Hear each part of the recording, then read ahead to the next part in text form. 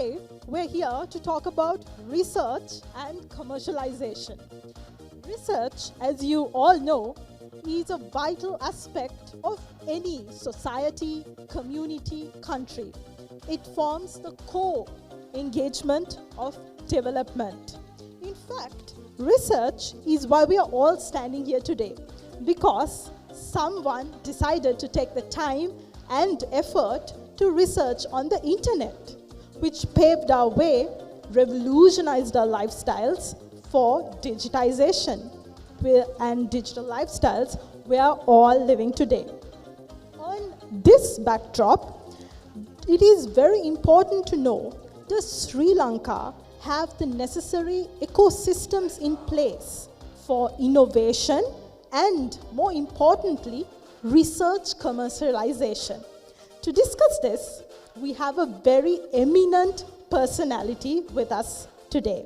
You all heard his introduction, and he is none other than Professor Udanta from the University of Queensland, Australia.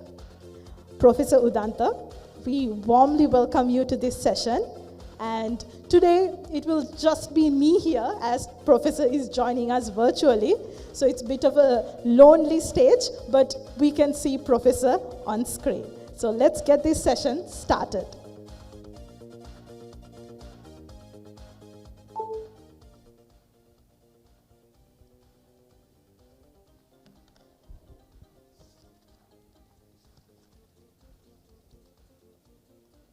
Good morning, Professor Udanta.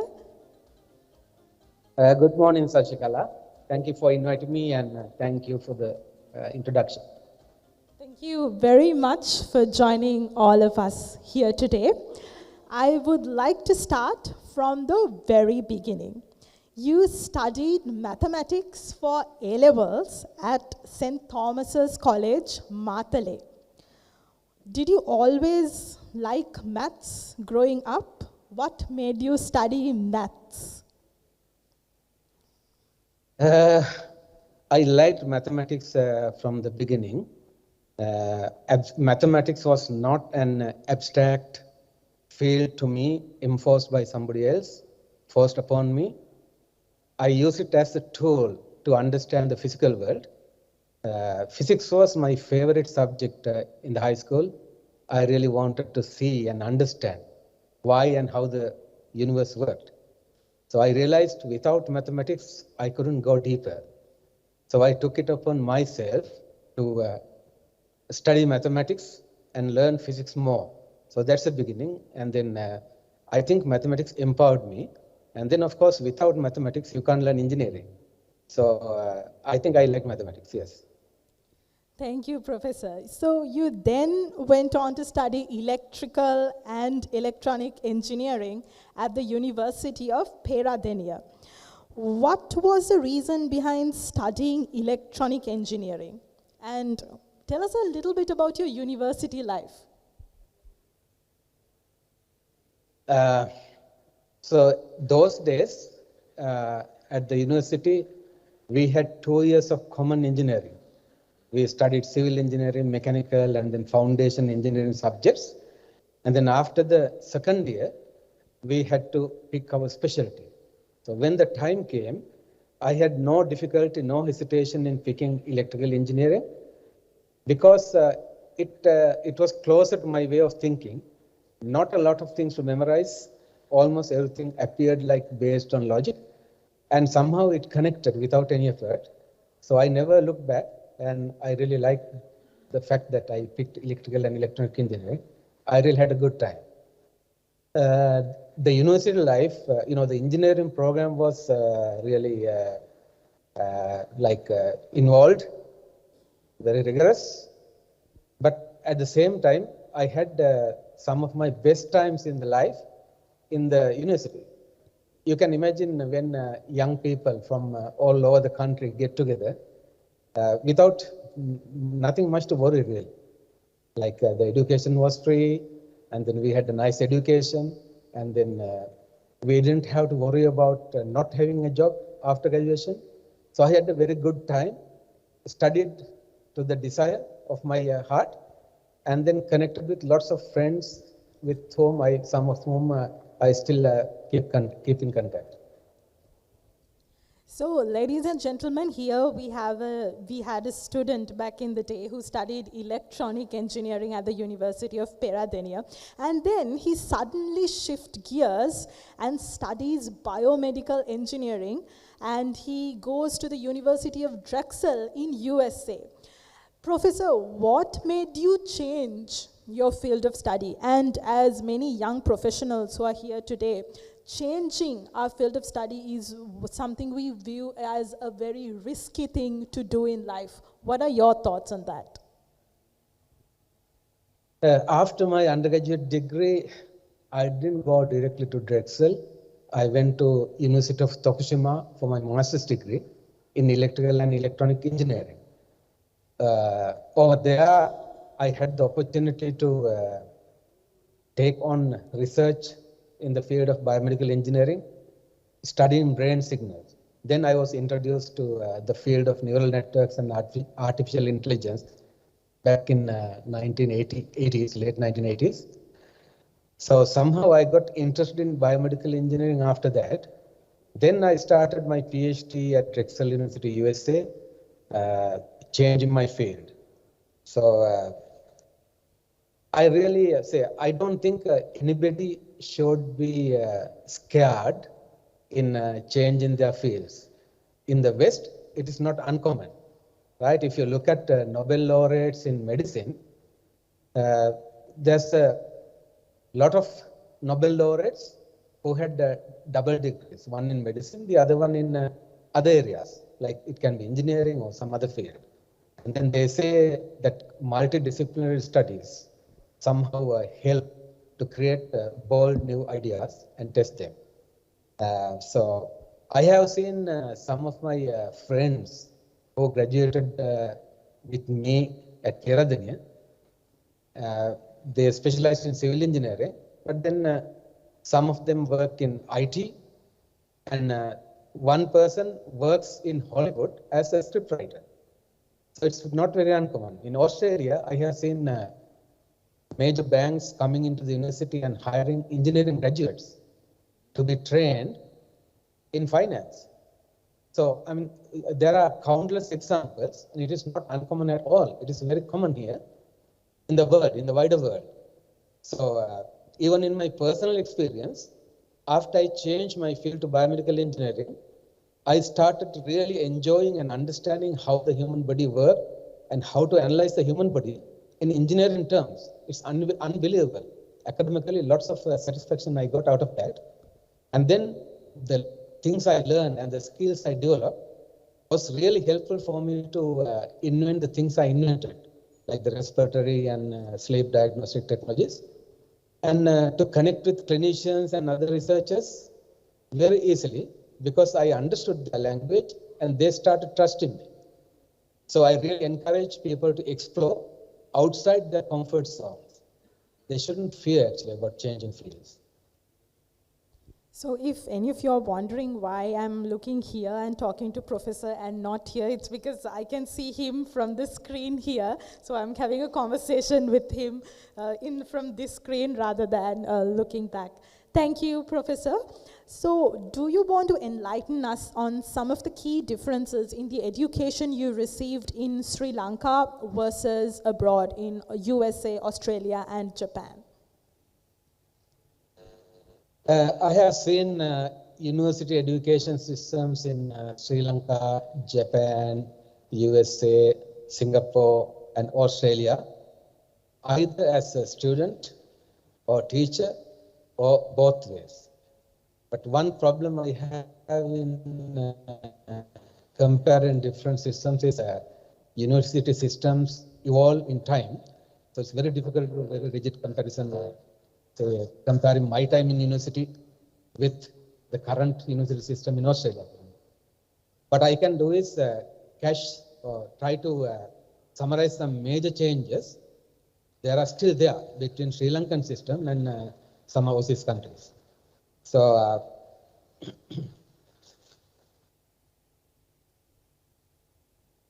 one is Sri Lankan system used to be an elitist system.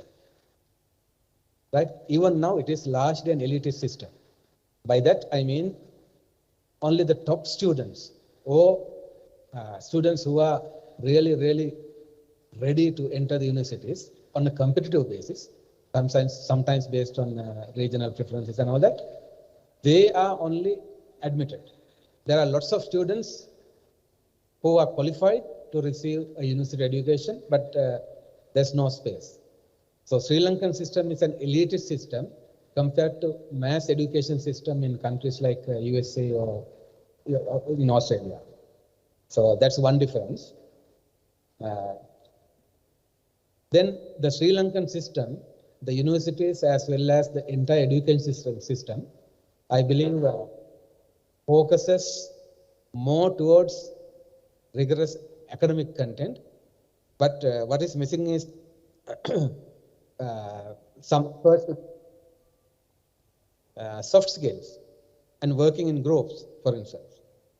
And in Sri Lanka, we spend less time developing communication skills and managerial or leadership skills, working in groups kind of things in the university. So that's a real negative aspect, actually, I think. And so we are good at fighting with each other rather than achieving a common object, actually, a lot of times. And weakness in communications affect everybody. So that's a major difference, I think. Thank you, Professor. So, for instance, we know Newton's laws maybe very well, but then we don't know how to collaborate with a group mate nicely and then with the group nicely and then produce some common output without getting into fighting, actually. So there's a leadership managerial problem there. Then we may have very good surgeons treating patients well, but then because of communication problems, at the end, a patient may not feel that positively towards the patient or the hospital. So these kind of things are common in Sri Lanka. I think it's part of the failure of the education system in that. Then another aspect is Sri Lankan university curricula is rigid and then narrowly focused on subject matter in general. Right? So partly that explains the statement I made earlier. But in countries like USA or Australia, students can study subjects outside their main specialization. They can graduate with multiple degrees, enroll in courses outside the faculty, sometimes even outside the university, another university. But in Sri Lanka, if I am an engineering student, so practically I am limited to engineering courses.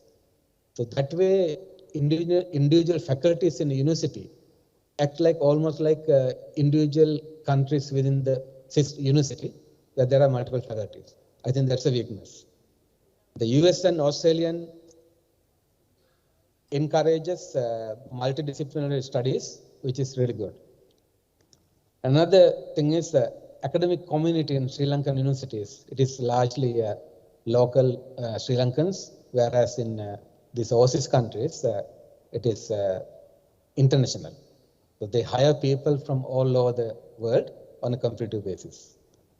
And lastly, the average Sri Lankan university is less research intensive compared to those other universities. I think partly because of resource limitations and culture of these organizations, and I think unfortunately inefficient or outdated managerial structures hindering research and development, both academic research as well as translational research. Thank you, Professor. So while mentioning some key differences, you mentioned about the freedom of choosing subjects, the improvement in communication skills, and you also touched upon a bit of research, which is where this discussion is heading on to. So, Professor, in your opinion, what is research commercialization? How important is research commercialization? Research commercialization is moving intellectual property to the wider commercial world with the target of making a profit. Right, so we have to know what intellectual property is, and then we have to know wider commercial market, and then making profit are the major elements there. So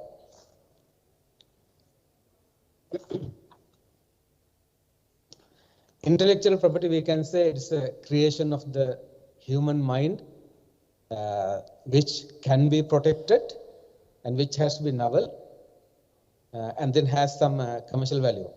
So things like patents, trademarks, then breeding rights for plants, they are like that. So research commercialization is important because you see in any country and every country, even in Sri Lanka, governments spend money, lot of money, and they invest money in universities to train people, and then to do research and development as well. So through these research and development exercises, sometimes very great ideas are created. So very great intellectual property are created.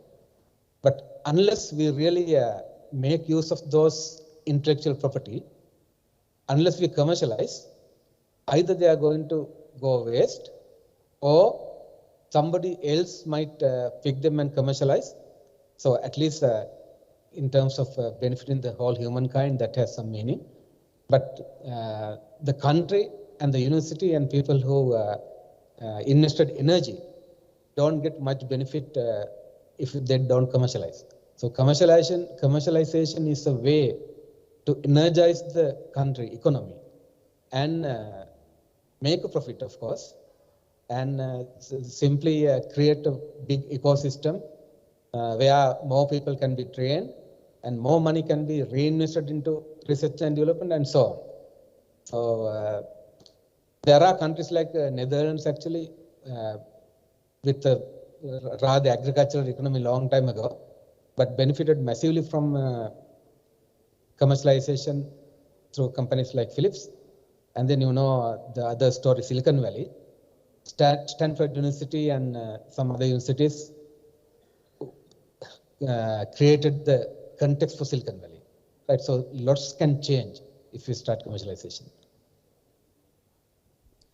Thank you, Professor. So we believe that one major challenge for the producing groundbreaking research in Sri Lanka is finances, and that's what you touched upon through the subject of research commercialization.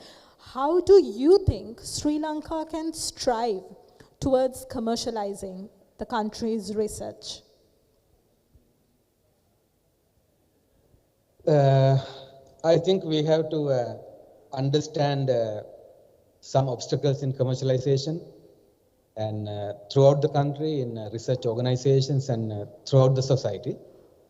So I think one of the key issues actually affecting commercialization is academics, for instance, in universities really don't understand, or they don't have an opportunity to really appreciate what is involved in commercialization. We train academics very well to do academic research and development. So just to follow the interest of the mind for the sake of academic satisfaction, practically, right? And then sometimes research in research organizations can be guided by an existing problems in the industry, or some other times researchers can create entirely new opportunities which a company could never thought of, and which is completely new, like disruptive work. So these things are translational research. So academics are good in academic research, and then some academics are good in translation research.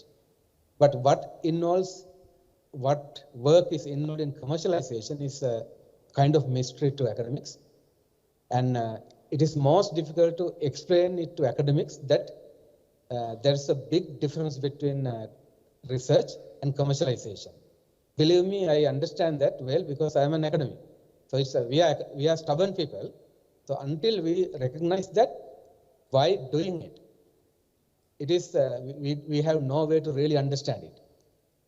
So that's one thing actually. So in order to benefit from commercialization, we have to educate people, academics and the rest of the country about what is involved and how to commercialize. So for instance, it's not just an subject-based academic work. We have to involve many other people with different specialties, right? Business, finance, and then we have to know what patenting is, what steps are involved in there, and then we have to understand there are regulatory processes, issues around manufacturability, serviceability.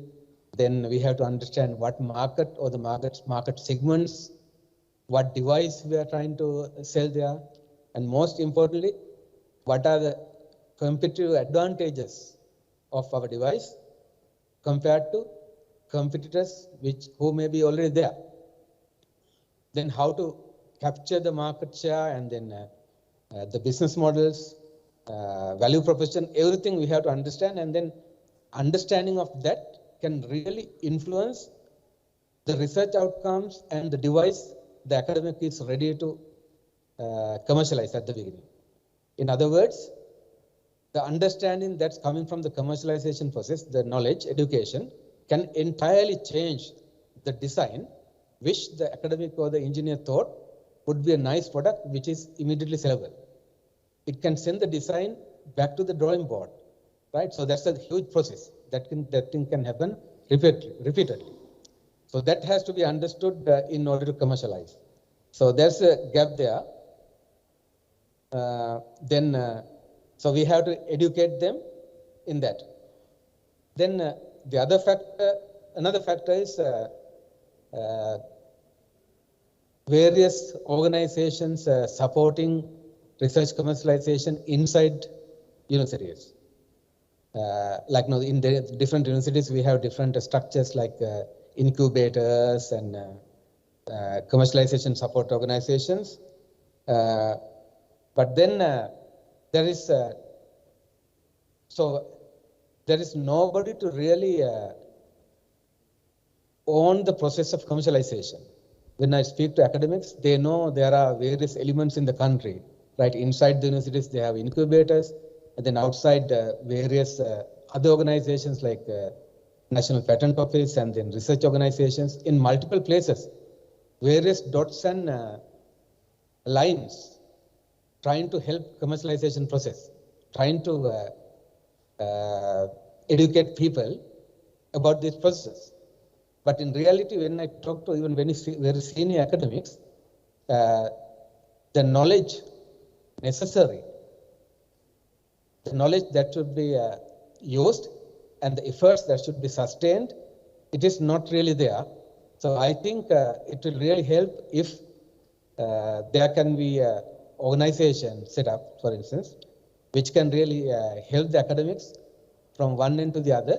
And that organization may be a company, independent company, owned by all the universities and research organizations in Sri Lanka, which can really support the academic throughout the process, from research outputs to the commercialization.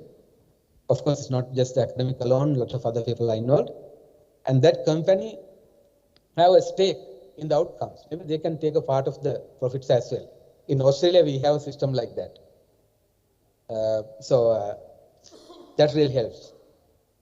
Then another thing is in Sri Lanka, I think innovators have to think big rather than coming up with a prototype or process and expecting somebody else to come and pick it up and commercialize it for them. They have to think big, and then they have to really find out how novel the innovation is, what is the competitive advantage on a global scale, and then target the global capitalization market and global structures without being shy, right? That way, I mean, there will be a lot of support actually. There are people and organizations, there are investors outside, doesn't have to be Sri Lankan, who are really looking for ideas to make money. So there are opportunities to connect with those people, but I don't see a lot of innovators are thinking like that. So that's another thing. So that's one area where perhaps innovators can connect with expatriate community, but it doesn't have to be that. There are opportunities if they understand the competitive advantage. Why somebody should take something from a Sri Lankan inventor, right? The word Sri Lankan, we don't have to worry about that. I mean, it is just an invention. And why we are doing it in Sri Lanka? Do we have some very real advantage in doing it in Sri Lanka? Whether it's the location or the resources, or it doesn't even have to be in Sri Lanka at the end. Somebody can license the technology and set up a startup company, partly in Sri Lanka and other part in other countries. We have examples for that. Right? So there are many ways actually for the innovation to happen and then commercialization to happen and encourage in Sri Lanka. Ladies and gentlemen, a kind reminder to submit any questions you may have on research, innovation, how to commercialize your research, or even on professors' work itself through the WhatsApp number that was given to you. So, Professor, you are someone who has produced some groundbreaking research. In fact, your research has led to 200 plus research articles, and you are expected and or have received almost 25 patents for your research. Tell us a little bit about pneumophone technology. That's a term, pneumophone, we used in early stages of our research. But what it does is it records cough sounds from a patient, right, without touching the patient, of course, and then tries to diagnose respiratory diseases, right? And all the analysis, computations, display, everything happens on the computer without needing any access to networks, communication networks. Within 1 minute or so, the result will be there.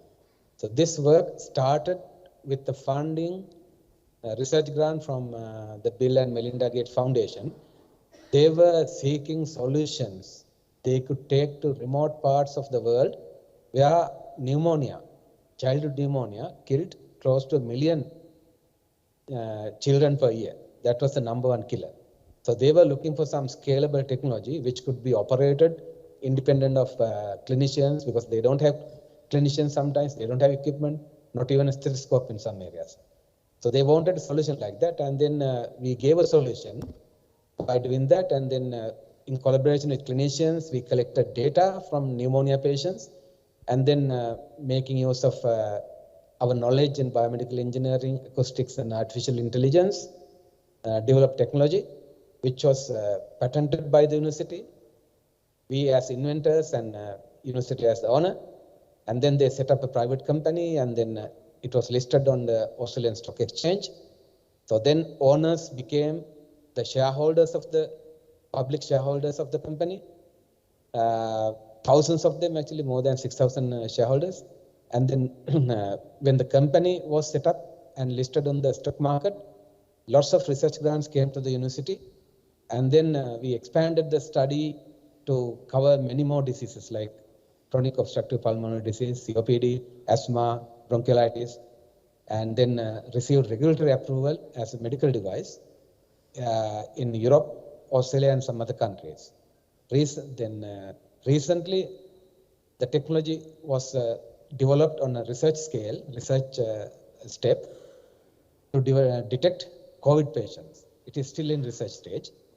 But recently, Pfizer came and acquired Recept Health. It's a commercial transaction between Recept Health and Pfizer. And recently, Pfizer acquired Recept Health. Yeah. So what Professor was just describing is how his research through the University of Queensland in Australia has led to the spin-off company called Rest App Health, which is a public company listed in the Australian Stock Exchange. And I'm sure almost all of us have heard about Pfizer, the pharmaceutical giant. So recently, this spin-off company, which is publicly listed, was bought by Pfizer for Australian dollars 179 million. So Professor was instrumental in the groundbreaking research that was produced. And I'm sure most of us love sleeping. And Professor Udanta loves researching on sleeping. Professor, tell us about some of your research about sleep and some of the results you have found. Actually, the sleep diagnostic research program started even earlier than the respiratory diagnostics program, around 1997. There is this disease called sleep apnea, where we go to sleep and then we say sleep soundly, with a lot of snoring bothering the bed partner as well. So most of the time it's not a problem, but sometimes it creates a huge problem called sleep apnea, which increases the risk multiple times to diseases like cardiovascular problems, stroke, diabetes, type 2 diabetes. So it needs to be treated, because then those problems can be averted. But diagnosing the disease is difficult because people have to be taken to hospital in the golden method of diagnosis and then connected to about 20 different sensors through wires and electrodes and connections. So this is not very comfortable, because we can't sleep with all the wires and electrodes connected to our body. And then the diagnosis has to happen in a single day, single night. So what we wanted to do was to simplify the technique again. So we started analyzing snoring sounds using again advanced techniques, and then realized we could diagnose sleep apnea using sounds alone without touching a patient. Clinicians knew almost all sleep apnea patients know, but it was not a very specific measure, because there are many people who snore, but without sleep apnea. So what we did was to somehow keep the sensitivity of diagnosis as well as sensitivity of diagnosis, and then improve the specificity. So we were able to reach close to 90% sensitivity and specificity, which was good enough, well enough for population screening purposes and simple screening. Yeah. So then again patents were written and university on those patents, and then commercialization efforts were started. And even within RESAP, there's a sleep product. Actually, I helped within RESAP to develop that, but we still have some other intellectual property on sleep apnea diagnosis, which is not really commercialized. So we are ready to commercialize that. And on the sleep apnea project, as well as on the respiratory diagnostic projects, we are not simply limited to what you hear and see in the mass media, simply analyzing snoring or respiratory sounds. There's a lot more we can do. There are a lot more we have done within the research program as well, in terms of checking people's brains and then trying to quantify whether somebody has sleep problems, whether somebody has cognitive problems arising from sleep. So many aspects related to those we have researched, and then there are certain things we are yet to commercialize. What groundbreaking research indeed, diagnosing respiratory illnesses without even touching the patient. And Professor, I think as Sri Lankans, we are all proud that you are leading the way for such groundbreaking research.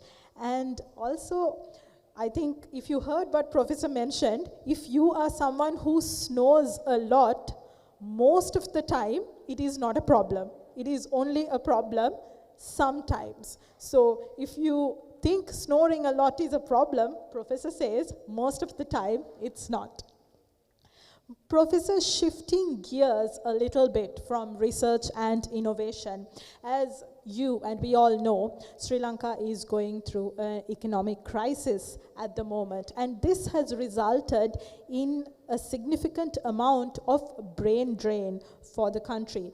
How do you think we as a country can navigate through this situation of brain drain, losing some of the best talent we have? I think there are different angles to look at this problem. So brain drain may have been accelerated because of the unfolding crisis, but it had been there for a long time. And I hope what Sri Lanka is seeing now is just temporary, and then people will return after things start getting better. But one consolation is actually, if you look at more advanced countries like China and Japan, they also faced brain drain in the past. But then after some time, those people who went abroad, they got their skills, and then at a certain stage, they started returning back to their countries, and then helped in a big way to improve those countries economically and scientifically. So I think it has started happening in India as well, because we see some postgraduate students returning to India, even in our universities. Right? So that's a good thing. And people will be encouraged, expats will be encouraged to return to Sri Lanka if law and order prevail in Sri Lanka. And then if the country has efficient structures, then if the country works as democracy through democracy and meritocracy, then people will be encouraged to return, I think, I'm sure about that. Then the second line is, the world has truly become a global village now. Right? We talk about brain drain, but the fact is actually these days, lots of people work from distance.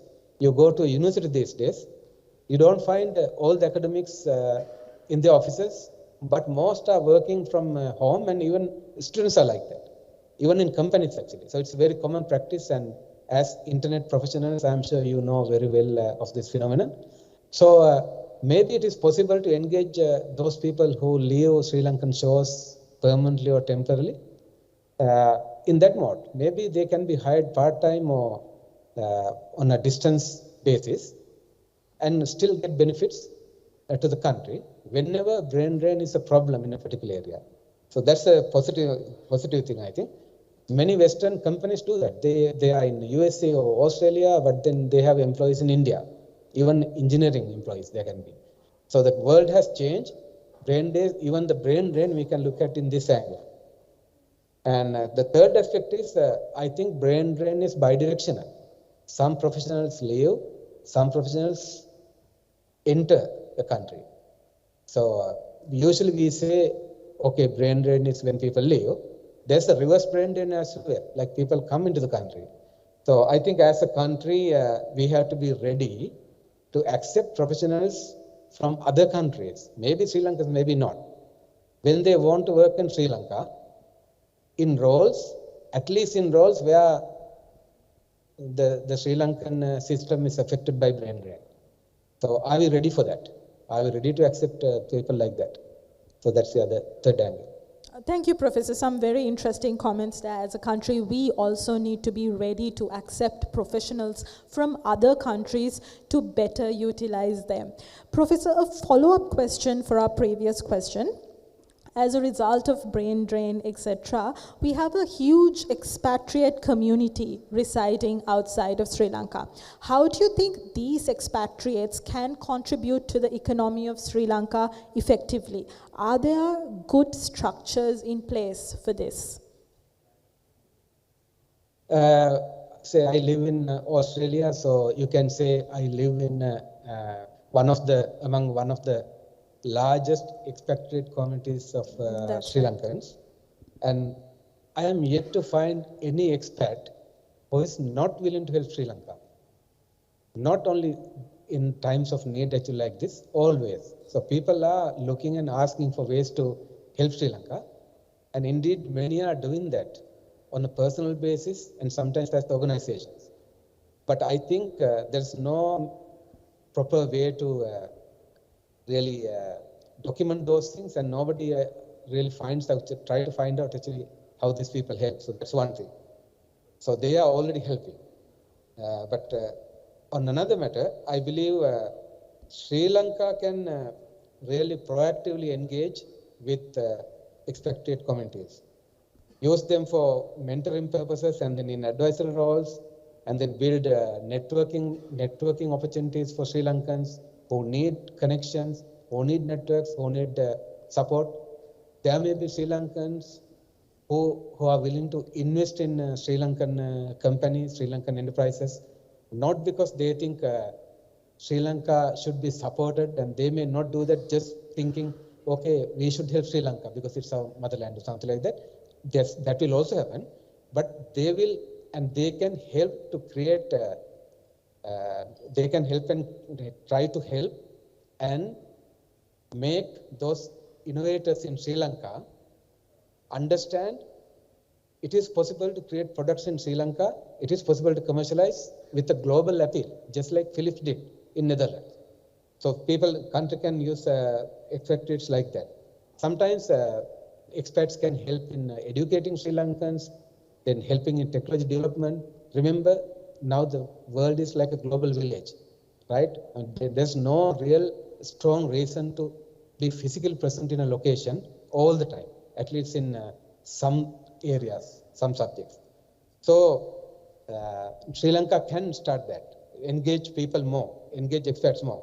A good step, I think, to begin is to understand where the brain drain is really affecting in Sri Lanka and where the country needs the support from expats, and document them and then engage. The question is, has anybody studied these things? We talk about brain drain, but do we really study it? Do we really know? Do we have a plan to address that? Then the last thing is, at present actually, I don't think Sri Lanka has a good or efficient structure to engage the expatriate community. This is an area where we all have to do some work.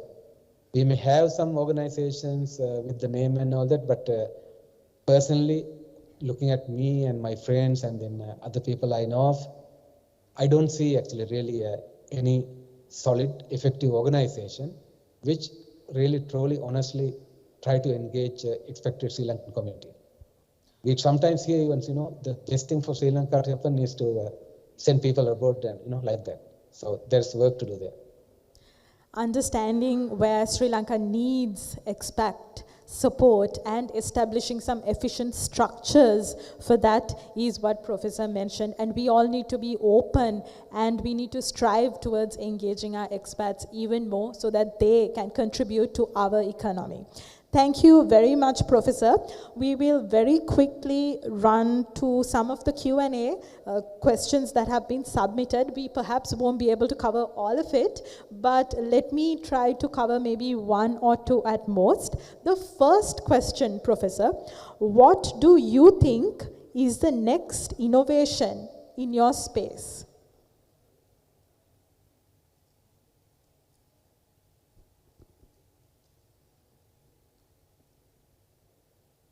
I'm trying to understand whether it is, whether the question is asking about my own personal I believe next innovation or in it's the field. about the research space. Yeah. I think the tendency or the direction to try to develop personalized diagnostic devices and then scalable patient-centric devices will stay in the center. And you can see big companies are starting research programs. Even Pfizer is starting a research large program like that to develop scalable devices, because healthcare is changing, and then people have really started looking positively at things like telehealth, and then getting a diagnosis at a distance if possible. Not every disease can be diagnosed like that. But why go to a hospital or to a GP's office full of sick people and then get another disease transmitted to you as well, and spend all the time if a disease can be diagnosed at home? Then why, if a chronic disease like COPD or asthma can be managed well using some personalized devices, sometimes wearable devices, then that really helps in preventing hospitalizations and then early death. Right? So for these reasons, I think personalized medicine and scalable techniques, which can be taken anywhere in the world, will stay in the front lines. And then, of course, artificial intelligence will be there as a key element as well.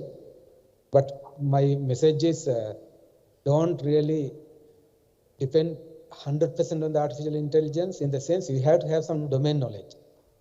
If you want to develop medical instruments, you have to understand what a medical instrument is, and then physiology of the human body and things like that. And don't think you are getting a signal out of something and then you can use AI and give a complete solution. You have to understand what is going on. The more you understand, the better device you can build. Thank you, Professor. So the next question is, what are your comments on the Sri Lankan education system? Now, I understand we touched upon this a lot, but there are few questions on this. So maybe in a very few sentences, you can tell us about what your thoughts on the current Sri Lankan education system is and what should ideally change.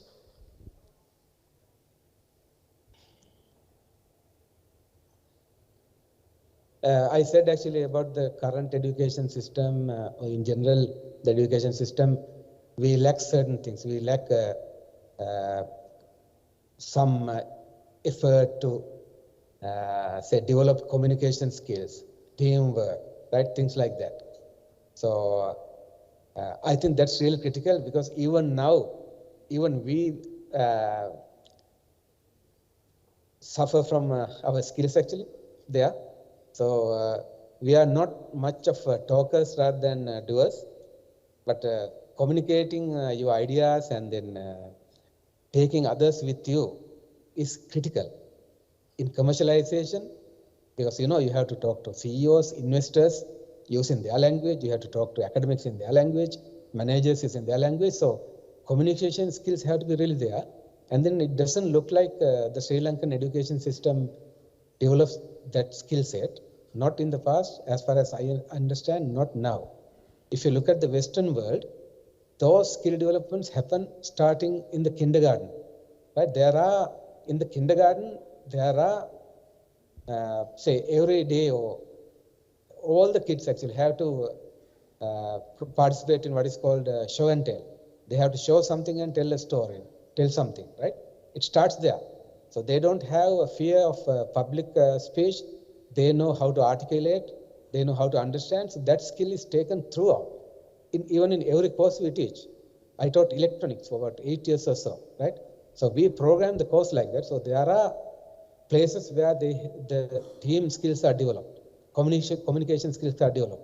Innovation is developed. Very carefully programmed. But those elements, I don't see that much. And sometimes, say as a student actually, even as a student in our days, I thought sometimes we wasted time. For instance, we started learning English in grade 3, I think, in our time. We studied it till grade 10. So 7 years at least.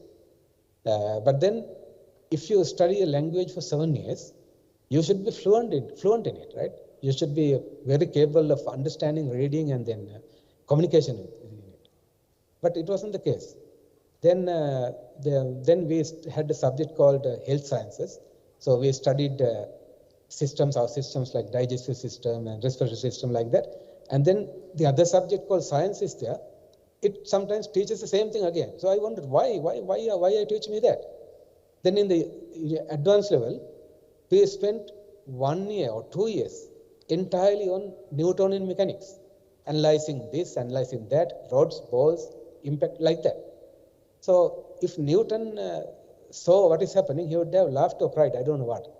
It didn't need that much time to teach those things. We could have learned a lot more with real use in the world, in terms of innovation, in terms of connecting with other people, making friendships, appreciating art, all those things, and then helping the economy, then further in science. So I thought something was really missing those days. Now we had in the mathematical stream, we don't have 4 subjects like we used to have, but 3. But still, I think fundamentally we suffer from those same old problems. My apologies to the several others who had submitted their questions. We are out of time, but I believe we covered most of the themes of the questions during our discussion. And that brings about the end of this session. Thank you very much, Professor Udanta, who has joined us all the way from Australia. Thanks a lot, Professor, for enlightening this audience today. And I request all of you to give a round of applause to Professor Udanta Aberatna.